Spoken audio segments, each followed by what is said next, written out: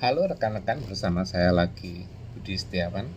Ini adalah video kedua ya. Saya akan membahas mengenai frugal living. Frugal living itu hidup hemat. Ini hal yang menarik bagi saya karena saya merasa saya bukan orang yang hidup hemat dan saya perlu banyak belajar hidup hemat. Tentu saja jangan sampai kelewat menjadi pelit atau hemat yang akhirnya tidak baik ya, misalnya sepatu rusak tidak diganti, sandal rusak tidak diganti dan sebagainya.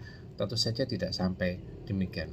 Karena itu kita akan belajar beberapa poin. Saya belajar frugal living ini ada banyak sumber sebetulnya frugal living, tetapi terakhir yang menarik perhatian saya adalah eh, presentasi dari Samuel Ray dan istrinya Claudia Abednego.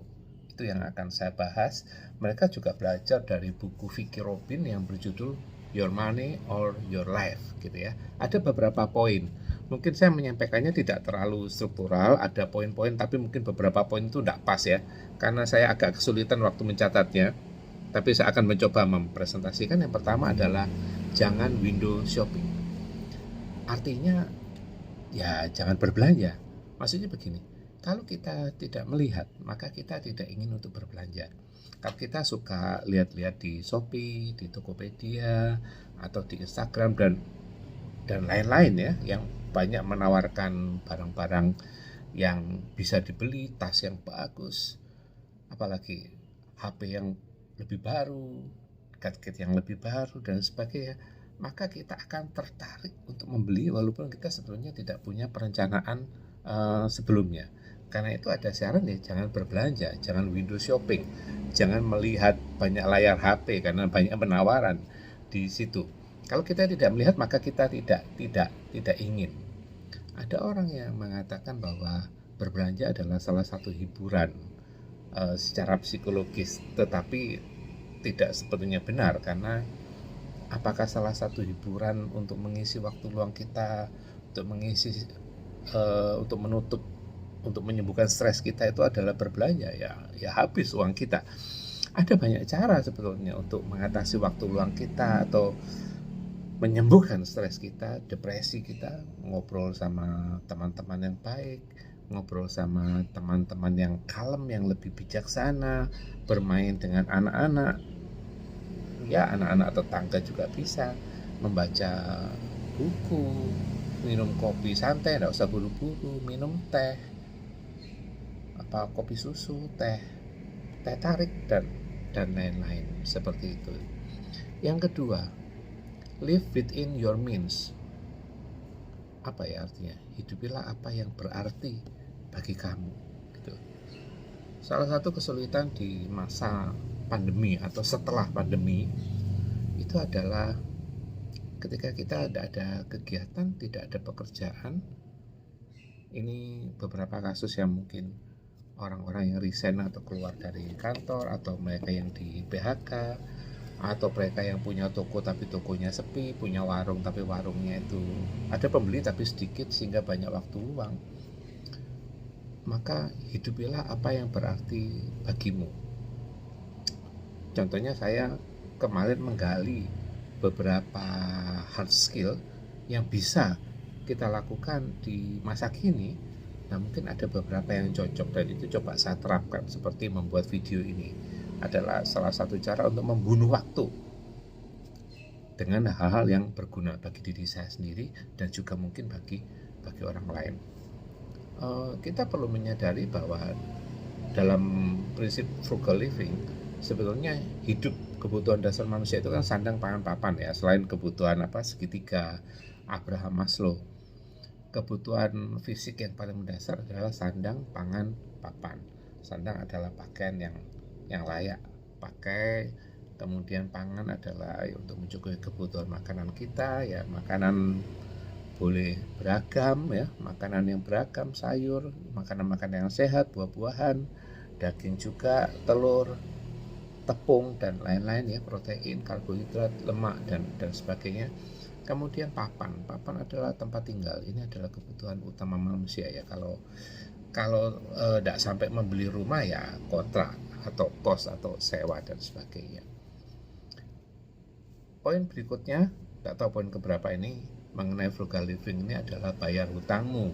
Jangan sampai hutang itu melahirkan bunga yang lebih besar lagi sehingga memberatkan bagi kita. Jadi kita perlu manajemen hutang, menyicil hutang, melunasi hutang, walaupun tidak semuanya, mungkin sebagian secara bertahap atau bagaimana. Poin berikutnya, yang kelima mungkin ya, adalah proteksi dan asuransi. Kita perlu proteksi diri, proteksi kesehatan, proteksi keuangan, salah satunya adalah dengan asuransi. Ya, salah satunya BPJS untuk asuransi kesehatan. Poin yang keenam adalah investasi. Kita perlu melakukan investasi, tentu saja investasi yang aman. Ada beberapa orang yang buru-buru investasi ke saham, tetapi dia tidak mengerti cara kerja saham sehingga bukannya untung malah rugi, begitu kan? Karena saham itu mungkin ada jenis-jenis tertentu atau saham-saham tertentu dan ada waktu-waktu tertentu kapan saham itu bisa naik dan kapan saham itu bisa turun, banyak faktor. Kalau kita ada ahli di situ ya jangan masuk asal ikut-ikutan seperti teman. Mungkin yang lebih konservatif, yang lebih aman adalah reksadana, atau lebih aman lagi deposito ya, kita menyimpan uang di bank dalam jangka waktu tertentu dengan bunga yang lebih tinggi daripada tabungan. Investasi itu juga berarti jangan kita sedikit-sedikit self reward atau healing. Orang yang suka self reward membeli hadiah untuk diri sendiri, membeli barang-barang baru padahal tidak terlalu butuh, atau terlalu banyak healing, rekreasi, menginap di hotel, atau apa, makan makanan yang enak yang akhirnya boros begitu loh. Jadi jangan dikit-dikit self reward, jangan dikit-dikit dengan alasan healing sehingga kita lupa untuk tidak menabung dan tidak melakukan investasi. Ketujuh atau keberapa ya, poin keberapa, rawat atau sayangi apa yang kita punya. Misalnya kita punya mobil ya kita harus rawat sebelum kerusakannya lebih parah. Mungkin perlu rawat, mengganti olinya, memeriksa remnya, catnya perlu diperbarui atau sebagainya. Misalnya juga contoh lain adalah cuci AC, karena kalau AC itu tidak dicuci maka mengkhawatirkan pemakaian dayanya lebih besar karena tidak bersih sehingga dia perlu bekerja dengan lebih keras mesinnya. Kemudian misalnya kita perlu menaruh serap air di tempat kita menyimpan tas sehingga tas itu tidak berjamur dan sebagainya. Nah, cara untuk merawat atau menyayangi apa yang sudah kita punya ini juga membuat kita hidup lebih hemat daripada barang-barang kita rusak dan perlu diperbaiki atau terpaksa dibuang. Prinsip lain adalah wear it out, pakai sampai rusak. Ya, pakai sampai rusak. Tidak usah beli yang baru. Motor pakai terus. Kalau tidak rusak, tidak usah beli yang baru. Maksudnya tidak usah mengikuti tren, tidak usah mengikuti mode. Sepatu pakai sampai rusak. Kalau tidak rusak ya tidak usah beli. Modelnya ketinggalan zaman tidak apa-apa selama itu masih sesuai fungsinya, masih bisa kita pakai. Ini memang cara hidup hemat ya. Memang beberapa orang itu suka hidup gaya dengan gaya mungkin. Nggak tahu, ada beberapa orang yang mungkin perlu untuk menjaga gaya atau penampilan itu ya. Saya kurang paham. Tentu saja wear it out ini jangan sampai merugikan kita. Kita perlu mempertimbangkan safety, jangan sampai mengakibatkan kecelakaan. Begitu. Misalnya sol sepatu rusak sehingga mengakibatkan kita gampang terpeleset atau tergelincir, tentu saja nanti biaya rumah sakitnya lebih besar. Seperti itu. Jadi frugal living itu bukan berarti hemat ngawur-ngawuran, tetapi hemat yang bijaksana juga. Mana yang memang perlu diganti dan mana yang tidak perlu diganti, mana yang harus direm, mana yang sebenarnya tidak terlalu perlu. Dan untuk itu kita perlu mengalihkan fokus kita pada hal-hal yang berguna di dalam hidup ya. Contohnya membuat podcast atau membuat channel YouTube seperti ini, mungkin itu cara untuk supaya kita itu tidak hidup boros. Jadi energi kita dialihkan pada hal-hal yang lebih berguna. Cara lain dalam frugal living, memanfaatkan secara maksimal barang-barang yang kita beli.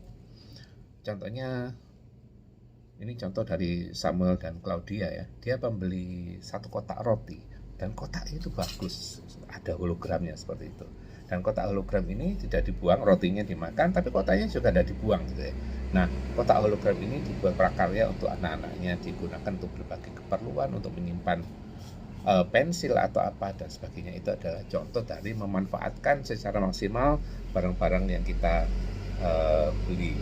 Atau kalau kita membeli barang dari satu toko, kita mendapatkan tas kreseknya.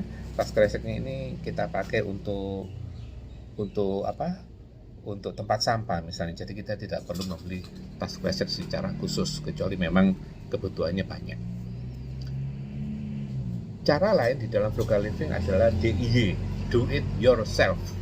Do it yourself ini bukan berarti membuat prakarya atau kerajinan. Do it yourself itu luangkan waktu untuk mencari tahu dan melakukannya sendiri. Upgrade diri sendiri biar makin pintar. Contohnya kita membutuhkan akuntan, tetapi kalau pekerjaan akuntansi itu bisa kita lakukan sendiri dengan sedikit belajar, maka itu menjadikan kita bisa lebih berhemat. Cara lain di dalam frugal living adalah anticipate your needs. Kita harus mengantisipasi apa kebutuhan kita. Misalnya, ada asuransi yang perlu kita bayar tahunan, tahun depan, maka kita perlu menabung tahun ini untuk bisa membayar asuransi tahun depan. Jadi kita menabung tahun ini untuk menutupi kebutuhan tahun depan. Membayar STNK mobil misalnya, kita perlu menabung untuk itu. Cara lain di dalam frugal living adalah, saya tidak tahu ini poin keberapa, adalah tidak impulsif. Impulsif itu tiba-tiba tergerak tanpa perencanaan, terlalu sering makan di luar dan sebagainya, sedikit-sedikit tergerak, sudahlah keluar makan gitu ya. Kalau segala sesuatu kita lakukan secara impulsif, pengen beli, maka kita akan hidup boros. Cara lain adalah kita mengumpulkan kupon hemat. Kupon hemat bisa dipakai biasanya untuk pembelian berikutnya, atau ada kupon selama 1 tahun yang bisa dipakai secara bertahap gitu ya. Prinsip berikutnya, miliki kehendak yang kuat gitu ya. Kita harus mempunyai kehendak yang kuat untuk hidup berhemat. Cara lain, cari tempat termurah, harga terbaik dan sebagainya. Misalnya kita berlangganan sesuatu dan ada promo ya, kita cari promo yang paling cocok dan termurah untuk kita. Prinsip lain ada reset value, quality, durability, and price. Misalnya kita membeli sesuatu itu layak enggak? Kita membeli sesuatu yang murah tetapi durability-nya lebih pendek, atau lebih mahal sedikit tapi durability-nya bisa 2 kali lipat. Membeli sepatu 100.000 bisa tahan 1 tahun, atau 125.000 tapi bisa tahan 2 tahun. Tentunya lebih efisien yang 125.000 bisa bertahan 2 tahun.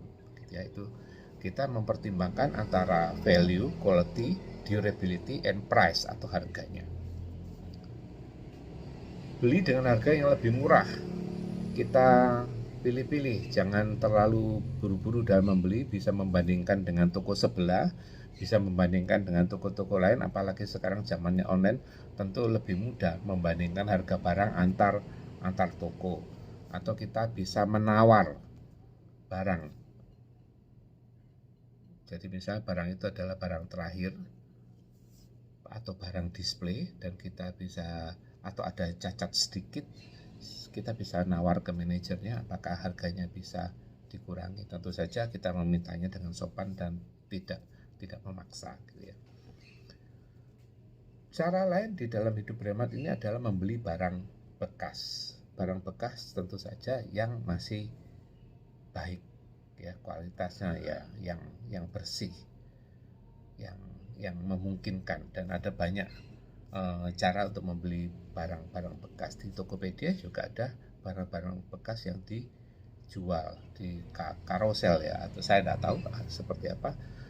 Dan ini bukan hanya di Indonesia, di luar negeri pun seperti Jepang itu ada off house yang menjual barang-barang bekas seperti baju, boneka, tas, dan lain-lain. Jadi barang-barang bekas ini tentunya harganya lebih murah daripada barang-barang yang baru.